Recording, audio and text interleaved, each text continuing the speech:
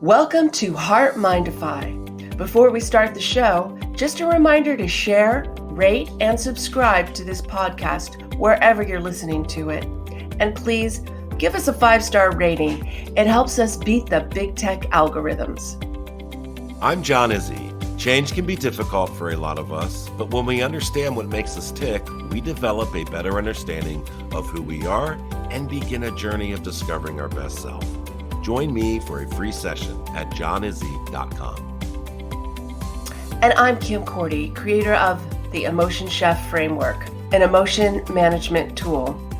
Thoughts drive emotions, and emotions drive thoughts, but it's our emotions that drive our decisions and behaviors. Find out more at kimcordy.com. Sit back, relax, and enjoy the show.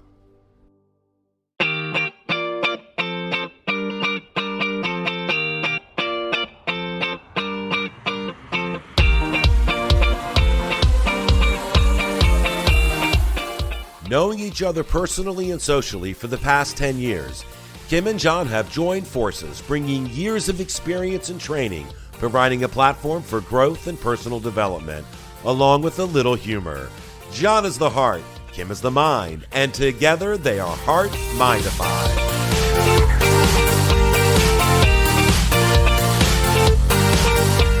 Hello, Kim. How are you this morning?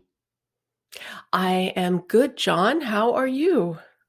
I'm good. I'm trying to get through the week's arguments from the news and the debates and trying to push forward, but actually I'm good. I feel good.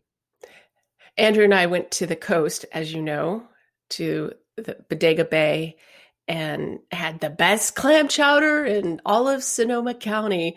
It was pretty good. A lot of garlic. But we took the puppies and we walked the beach, and it was great to be out of smoky. Well, air's gotten better on and off, but and there was some smoke out there, but it was just nice to be out of town. Felt so good. It was nice. And then we come back and hit the craziness in the news. Yes. Actually, what we did, like, how dumb were we? We came back because it's only an hour away and watched the VP debate. Like, how silly were we? There was nothing new there. I mean, it was like, No. I was listening to the news beforehand and, I mean, I can tell you what Fox is going to say. I can tell you what CNN's going to say. And it really didn't do anything for me. I mean, Kamala Harris had some great lines. Pence had some great lines. I think the star of the show was the fly. Yeah, that poor fly. I felt so bad for Pence. I know, it was awful. What upset me, though, was afterwards when Trump started calling her a communist and a monster. And I'm like, okay, here we go again. We're back at the name calling. And, that just kind of it would be nice if we could blame COVID, right? Yeah, it would wouldn't be be nice to say it's COVID that's making him so mean, but no. No, I mean, this is him. This is what he does. And I don't know. It just doesn't sit right with me. And I just can't understand how people can back that kind of rhetoric. And when I talk to people that are Trump supporters, they don't back the rhetoric. It's like they don't like what he says either, but the alternative is the establishment in Washington, and they're more afraid of that than they are of Trump's rhetoric. So I get it, I think, but I don't know. I still don't like it. Well, to be fair, Nancy Pelosi doesn't say very nice things either. She's kind of picked up his baton and ran with it. She's just this, she's just as crazy. But have you ever, though? I mean, I'm not young. I can't remember a time that it has been this divided and the soul of the country seems to be crushed. I don't remember a time either. I hear stories like, how the country was divided during the Vietnam War and, different political times within the country, but I don't remember it being this divisive. So, and maybe that's just because I'm older and I'm more attuned to it now. than I was when I was younger, I think. You know, I also, we were talking about this the other day, and I think our parents kind of shielded us a lot more than what's being shielded today. And I don't mean shielded in a negative sense. I mean, we didn't have the availability then.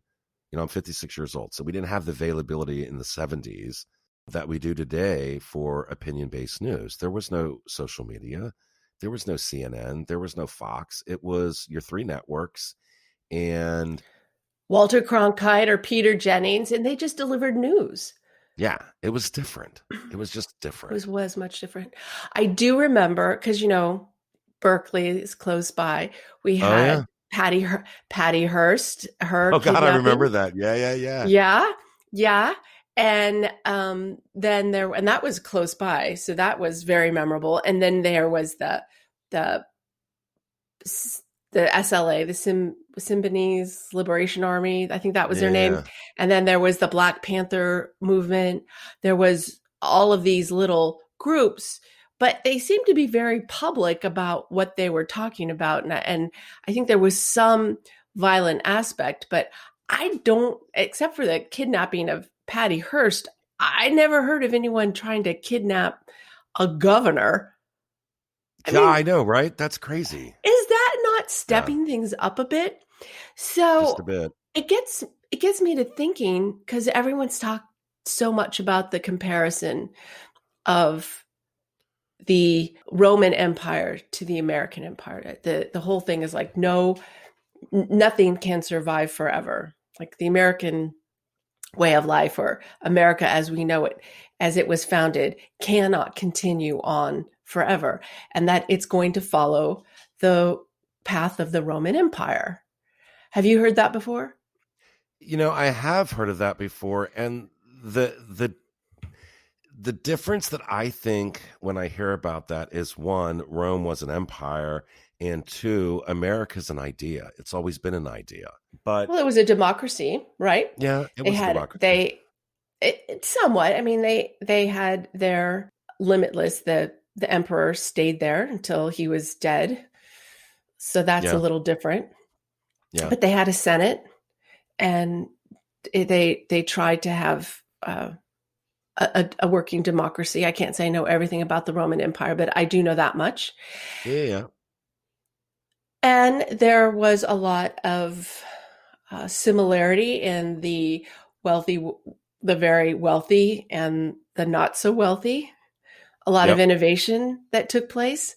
In fact, if you want to talk about the very wealthy and not so wealthy, not like I'm a socialist, so don't get me wrong, these are just facts, is that in Apple News today, they said the 50 richest people in America have equal amounts of money to half of the people in the country, excluding them. So if you took them out of the equation, and what's left in America, cut that in half, and it equals. That's crazy, right? Yeah, you were telling me that earlier, and I was like, wow, I had not read Yeah. that, and that is pretty nuts. That Yeah. is pretty So nuts. when we look back at some of the big divides, what were they? Let's think. The things that, like, because we're so divided right now, but what else divided us? Civil War, right? Well, Civil War, yeah. Vietnam War, obviously. Yeah. Some would argue that Watergate was a divide, though that division might have happened prior to Watergate actually happening in the 70s. So, but Watergate certainly had a polarizing effect in the country.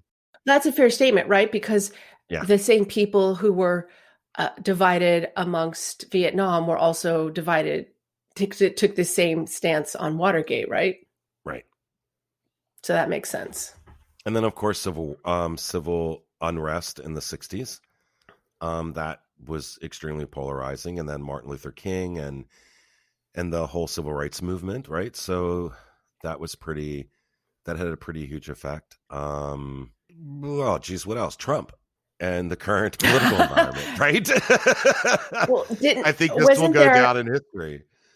Yeah, no, this is totally going to go down in history. But this is the big thing, is like, I was feeling today like we have never been so divided. And I guess what we're trying to do today is think about like what else divided us. Did we come back from it? And will we come back from this? There's a lot of people in other countries looking at us saying, wow, that is nuts. Everyone wanted to go, yay, America, like go be there. And right now it feels uh, very uncomfortable. Even in the darkest moments of our society, and we talked about the Civil War, and we talked about Vietnam War, and we talked about Watergate. There has been positive movement racially. There has been positive movement around gender and sexual orientation. So even in those dark moments, there is light. And I think that says a lot about American, I don't know if it's values or American tenacity or what it is, but even in those dark moments, we still are trying to strive forward in a positive way. And look, we still have a long way to go, but there has been some light, I think, anyway. Well, I agree with you, but I'm going to take the opposite stand because we can't always be in agreement. And I'm going to say, well, John, we have for all these years since 1865, when the Civil War ended and Jim Crow laws went into Oh, effect, yeah, that lasted 100 years. it did. People don't understand or realize, especially younger people, that it, racial divide in the South was good and strong up until 1965. 1965. That's a little over 50 years ago, 55 Well, years ago. that's only because of Martin Luther King and the civil rights movement. It's still But today, it's arguably the same.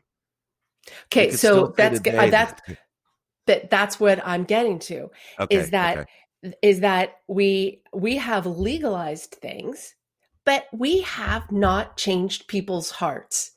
People are what they are. Bill Clinton, he used to talk about the big sort. Mm-hmm. And the big sort is that you see people moving to be where they're with like-minded people. And that's why you see states that are blue, you see states that are red. And there's obviously still a mix, but predominantly you move to be with like-minded people, right? Because that's your tribe. But the problem with that is that you're not getting exposed to the other side where you might learn more and be able to be accepting. And people forget all the time is that you don't have to agree with people to understand their point of view. You can, and you might change your hard stance when you learn more about someone else. Remember that guy? I talk about him all the time. He had an interview I saw on PBS. He changed KKK members just by getting to know them. While we are not going to individually get to know everybody, we can still look into their stories. We can look into the life stories. It kills me because the whole thing with racism, let's just work on racism, just on racism. It was all fabricated on lies. And it's so embedded into the fabric of society in the world. And I'm not talking about just against African Americans or Jews or people of different tribes. It gets embedded into some way of life. And nobody stops to think like, well, is it true? Does it make sense? Because a house divided cannot stand. And that's my point about our society. We have been divided for a long time. And until we cure that divide, we will fall. We've been lucky that the legs have been strong, but right now they're super wobbly. And unless we come together, it's going to fall. And I don't see any other way but it going that direction because we are too divided and there's no conversation anymore. There's no conversation to help bridge that divide. And I'm going to say it again and again and again. You don't have to agree with something necessarily. You have to give people the respect and the rights to be who they are, and not punish them because of a skin color, a religion, or a sexual orientation. It's just stupid. It's so unfair, and they wouldn't want it against them. Okay, you said a lot there, and my head's Well, spinning right because now. I feel very strongly about it. Until we come together and give each other respect, we will not be able to move forward as a country. Okay, so first of all, let me say yes, I agree with you. I think you're 100% correct. But there's something that sparked something inside of me when you were talking, and it was this. There was always a Republican Party, and there's always been a Democratic Party. Something's changed. You know, when I was growing up, and even within the last, most recently within the last 10 years, there's been a change in the way that people categorize each other in a particular party. There's this collective understanding that if you're Democrat but have Republican views, you're Democrat. And if you're Democrat today, you're a socialist.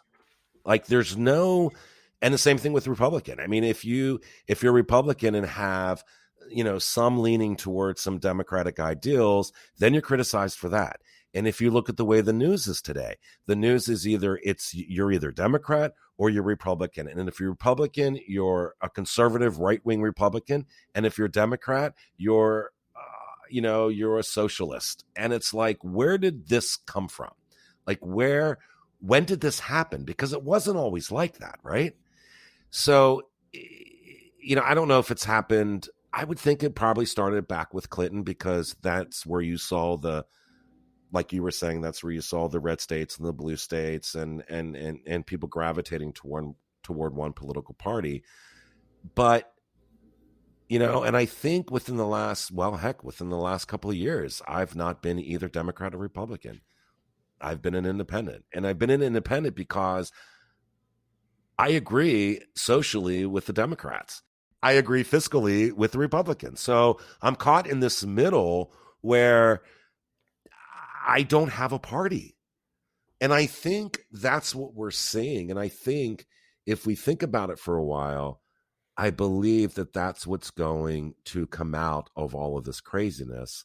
I think we're going to have a group of people that are not totally Democrat, a group of people that are not totally Republican, and a new party is going to arise, a meshing of the two parties. And that's the only thing that is going to be able to move us forward. Because if we stay in this life that we're living in right now, we're not going to make any headway at all. We're just not going to do it. It's going to be the same divisive crap that's been going on for the last 4, 8, 10 years. I think that there's a lot, and I know from talking to a lot of people, there's a lot of people who are just like us. Yeah. Who don't go strictly by party. But it's the people who are just looking at party only, like, I have to stick with my party. I got to stick with my party.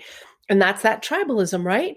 That is the whole belief that you are a part of this group and you're going to be with this group, you know, come whatever. Like, I'm going to stick with this, right, wrong, or indifferent. I am a Republican. It's a really silly thing. And I bet you my ex-husband doesn't remember asking me this, but he said, hey, if I murdered someone, would you lie to the police for me? I don't know, like if this was some kind of test for loyalty, but he just said to me, would you lie to the police? Would you have my back to make sure that I didn't go to jail? I'm like, no, I'm not going to do that. I'm not going to put myself in jeopardy because you're an idiot and a criminal and a murderer. It's that whole thing where, you know, you have to defend something even if it's wrong. And we have to get out of that. We shouldn't defend anything that's not right. And no matter what party you're affiliated with, I agree with you 100%. Yeah. I would love to see. Now we're not seeing that. No. And I would love to see, and I know this will never happen, and this is probably a wishful thinking, but I would love to see them take away the ability to vote party lines through the entire ticket. Because when you go to the voting booth, I know in West Virginia, and I know when I lived in Maryland, it was the same thing. You could click Democrat and the whole ticket went Democratic. You could click Republican and the whole ticket went Republican. So you could literally vote in 2 seconds. I think that needs to be taken away. Because what it does is it forces people to actually think a little bit more about the candidates that they're voting for. Because there's an argument that says whether you're in a state that is Democratic or Republican, it's your local politicians where change is affected, right? Like I live in West Virginia, so it's going Republican no matter what I do. I could vote Democrat, Independent, no matter what I vote, it's going Republican. But The Mickey so Mouse, the Mickey Mouse group. yeah, the Mickey Mouse group. Party. So yeah, so that's the thing that I need to do is to really focus on the local, on the local and the state elections, because that's where I'm going to affect most change. If we remove the R's and the D's from the ballots, then it forces people to actually have to read and really listen to what candidates are saying to then cast your vote. It would be really funny to me to remove all the D's and all the R's from the ballot, and then at the end of your vote to see where you've actually voted. Did you vote more Republican or did you vote more Democratic? Because I have a feeling people would be shocked if they actually took the time to listen to what candidates are saying. I wonder what would happen if you didn't have to have a Republican nomination and you didn't have to have a Democratic nomination. What if people just were voting for who they wanted across parties? Like there was no two-party system. It's one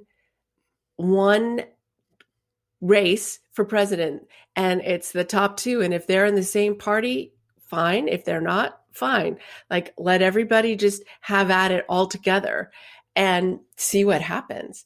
I think that would be interesting. Well, that would be interesting. You know what else would be interesting? What was it? I don't know when. I'll have to go back into the history books to find out. Maybe you know the answer to this. But remember, there was a time when two people ran for presidency and the one that lost became the vice president. Yes, that's how it all started out. Right. So that would be interesting to get back to that. Could you imagine in today's environment the chaos that would cause? That would be just craziness. But it also would have forced people to have to work together. But there was a reason why that was abolished, and I'm not sure why. So I'm not really maybe big on the vice president was trying to have the president killed. Yeah, probably. Well, I think, know, like I said, like I was trying to say before, John, is that like my big thing is about people in general, and I don't care if it's politics, work environment, whatever it is. If you don't like somebody for being, I don't know, a color or a religion, really understand like why you don't like it. Because you may not like it just because your parents didn't like it. And you don't even know why you don't like it. It's like, I didn't like avocados. I couldn't tell you why I didn't like avocados, but I wouldn't eat avocados. And now I love avocados. Is it because my taste buds changed or it was because my mind changed? Yeah. No, that's a really good point. And I was open to it. Yeah. I mean, on this show, Kim, we've talked about improving yourself and understanding why you do the things you do and standing up for who you are as a person and understanding your motivations, understanding your behaviors, understanding why you believe something that you believe. I mean, that's what we talk about, right? And yet somehow with politics, all that goes out the window for a lot of people. I think a lot of it has to do with laziness, right? The Americans are just lazy, and it's easy to just go online and find people that agree with you and toe that line. Or people are so involved in so many other things in their life that politics is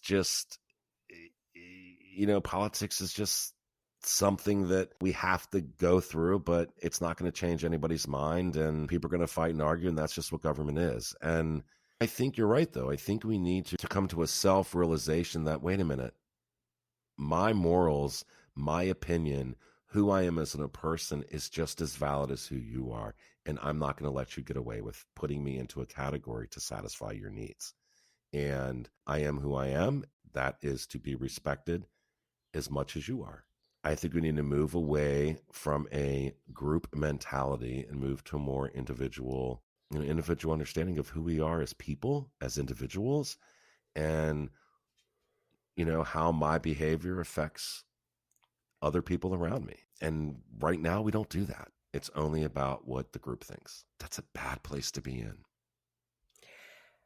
Agreed. And I don't know if it's lazy as much as cognitive.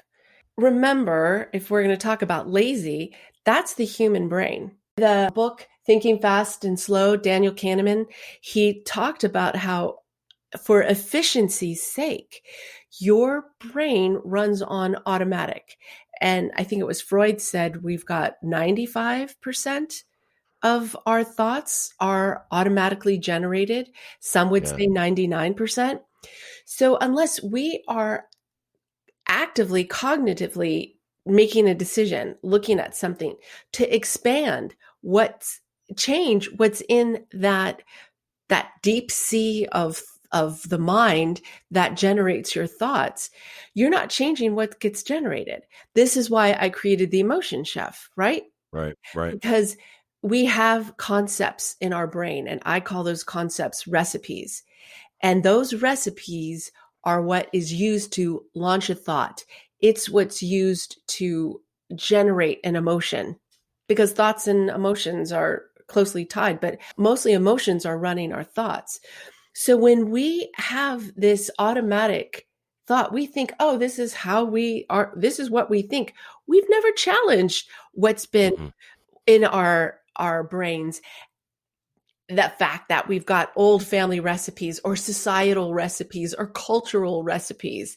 We see it all the time. I mean, there's restaurants designed just for a certain culture's food, Chinese food, Thai food, and there's nothing wrong with that. But until you go out and you taste different food, you don't know how much you like that food more than this, or on occasion you like others. And it's bringing in different recipes that gives your brain more to choose from. And right now, a lot of people are running on autopilot. Yeah. And back to my point, which is autopilot is not necessarily steering us in the right direction right now, because that divide is so big. And what did I say? A house divided can't stand. Yeah. So what do we do? I would say it's at an individual level, right? I agree. And I tell you, one of the things that I do is Facebook has this wonderful feature called Snooze for 30 days. And what does Snooze for 30 days does? It saves friends and families. But seriously, though, I think that if you find yourself caught up in all the craziness and you can't break from it, one of the ways to break from it is to actually just don't engage in it. It's about disengaging so that you can engage. Right? We always think that we have to, our opinion. I have to tell you my opinion. I have to tell you. No, you don't have to. Disengage a little bit so that you can re-engage, because I think that helps. And it also gives you a break so that you can take an inventory of what's going on in your head, what's going on in your heart, what's important to you as a person. When you disengage, when you don't disengage, you push forward like a bull in a china closet, and the figurines that are falling off the shelf are your families, your friends, people that you work with, and you're not going to be able to pick them up as easily. So disengage a while so that you can give yourself time to re-engage. But how would you recommend to people to at least be open to other people's thinking. I'm not saying change your mind how you feel, but at least listen, Right. I think that's the key, right? I think the key, you right? just said it, is to listen, is to just listen. And listen, it's difficult for us to listen because we always listen with judgment, right? As you're talking to me, I'm already conjuring up ideas and thoughts in my mind. And if you're talking to me and I disagree with you, I'm already thinking, oh, she's lost her damn mind. I'm already going through those concepts in my mind. So the key is to learn to listen without judgment. You don't have to agree, but what listening does is it tells the other person that you're respecting them. And with the respect, you can have a conversation that's not based on hate or not based on divided points of views. It's based on respect. And that goes a long way. I have mentioned this before, and I'm going to mention this again. And for anybody who's interested, who's listening, who's interested and open themselves up, whether you're listening to the news or engaged in a conversation with someone that you disagree with, either politically or socially, try practicing conversational receptiveness.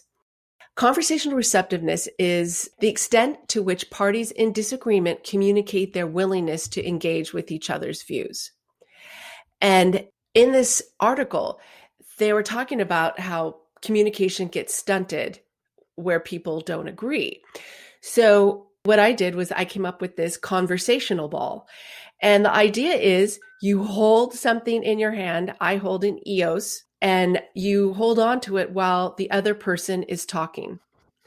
And even if you're listening to the news, just while you're listening to something that's making you irritated, just hold on to the ball and tell your brain that when I hold on to this ball, I am paying attention to everything they say with an open mind. And then when they're not talking or the situation changes, you put it down. Or if you're in a conversation and you're talking, you put it down. It's trying to help you engage in the act of listening. And if you can do it in a way that's thoughtful and respectful, and ask questions as to why they think the way they do and listen to the responses, they found that people actually found there's more that they agree upon than disagree, and that they found areas of respect. It's like, well, oh, I understand now why you believe the way that you believe. So practicing this is a good way to help you become a better listener and conversationalist, right? Because you're going to use a tactile object to help your brain engage more. And then that comes back to the last thing I'm going to say, which is recipes are associated to emotions. And people get lost in, well, what is compassion, or what is this, or what is that, or love? Like, you love people who are close to you, who are within your own party, but you don't necessarily love these Trump. Like, there's people who hate Trump. There's people who hate Biden. But if you can have a word I made up, res passion, which is concern and sympathetic awareness or tolerance for others, even when you are not in agreement with how they feel, think, believe, or look. Res passion is just a combination of respect and compassion. But having that for other people doesn't mean you want them to come over for dinner. I get that, but it does mean that you respect and tolerate other people for whom you might not be in agreement. And that could take us a long way, I think. No, I agree with you. I know one of the things that I do in conversation is, if I'm listening to someone and find myself drifting or finding myself drawing my own conclusions for what they're saying, because that's what we do, right? We take what they're saying and then we make conclusions in our mind of what they're saying. And if I find myself doing that, I refocus onto and this is going to sound crazy, but I refocus onto their mouth. I refocus my attention to where the sound is coming from. Smart. And what that does is that takes the focus off of my own calculations that are happening in my mind and refocus that to really forcing myself to listen by looking at their mouth. That sounds strange. It sounds weird, but it's a great tool because it diverts your attention back to the conversation and out of your head.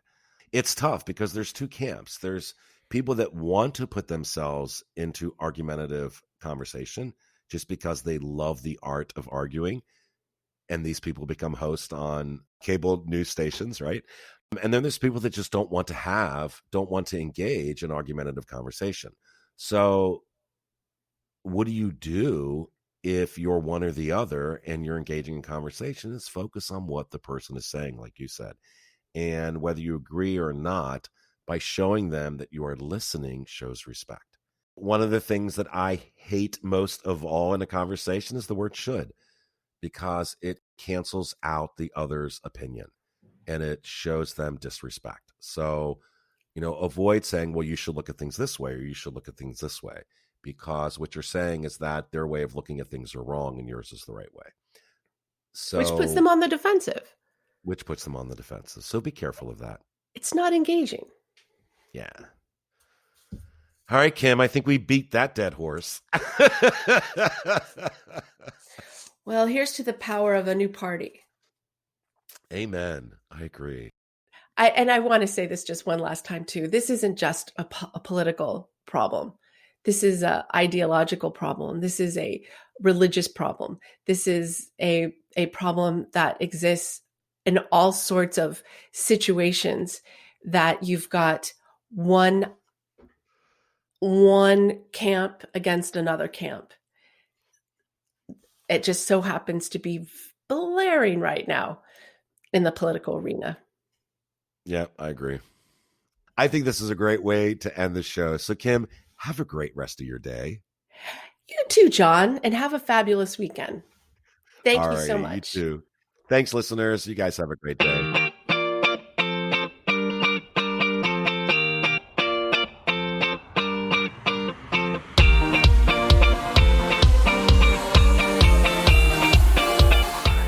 New shows are available every Saturday right here on HeartMind-ify.podbean.com or wherever you listen. Kim and I would like to thank each and every one of you for allowing us to be a small part of your life. Be kind to yourself and remember, our hearts tell the story, but our mind is the conductor.